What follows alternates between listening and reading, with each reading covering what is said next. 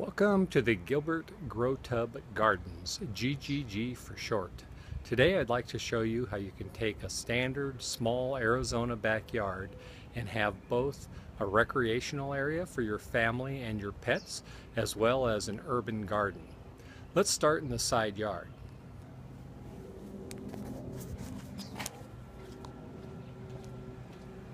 As we come to the side yard, we can see what got us started on this adventure, and it's called a veg truck. It's a waist-high garden on wheels that we're able to move to the sunny locations depending on the season. Right now there's still winter garden vegetables in here, which are including things like spinach, carrots, and onions. If you look along the side yard, you can see that I have 1 foot of space between the concrete and the wall. We use that area to grow sunflowers. The sunflower varieties that we pick are usually 4 to 5 feet tall, but they have multiple blooms and they draw lots of birds and lots of bees, which are really necessary in the yard.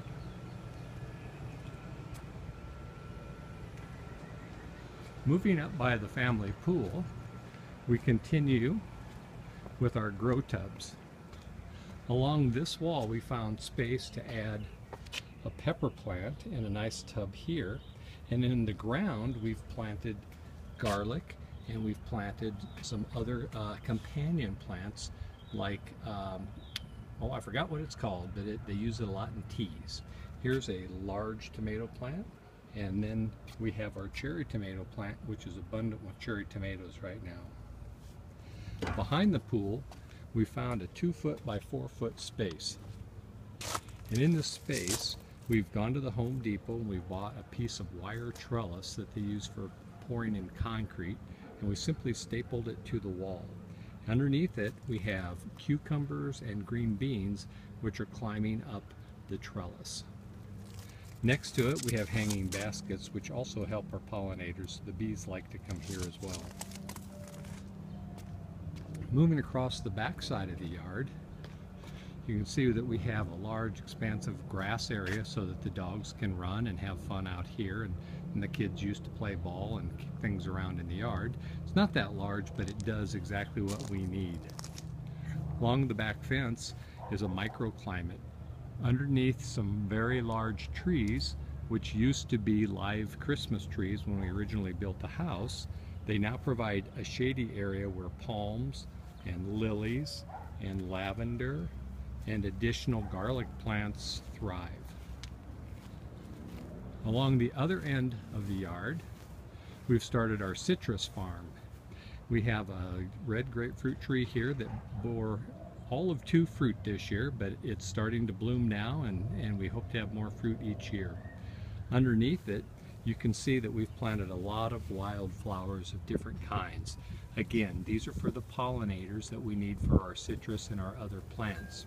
We like nasturtium because it can be used both as a flowering pretty plant and also as something you can add in salads for a tasty treat.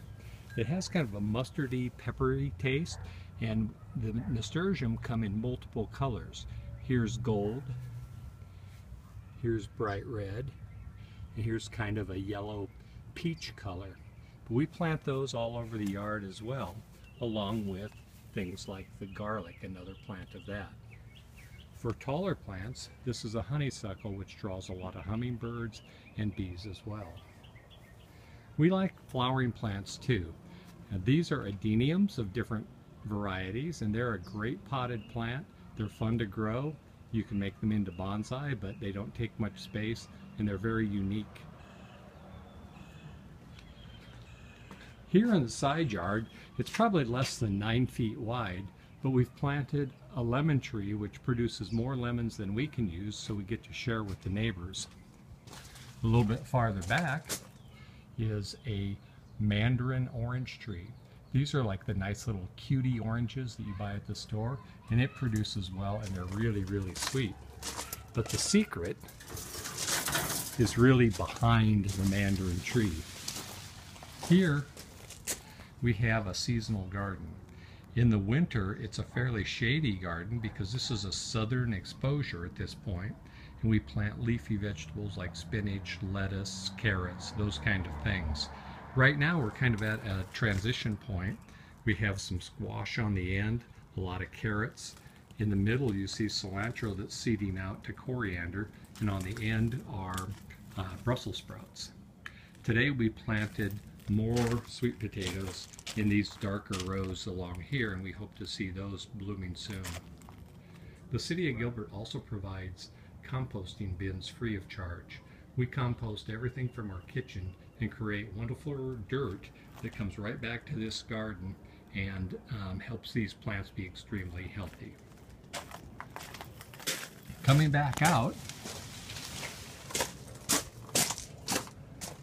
you can see we have a normal patio, lots of potted plants along the way, but we do whatever we can to provide the kinds of things and herbs and all in little pots. So in the end, here's a little rosemary plant sitting on the patio that we can grab a sprig from, and on this table out here we're growing parsley and chives.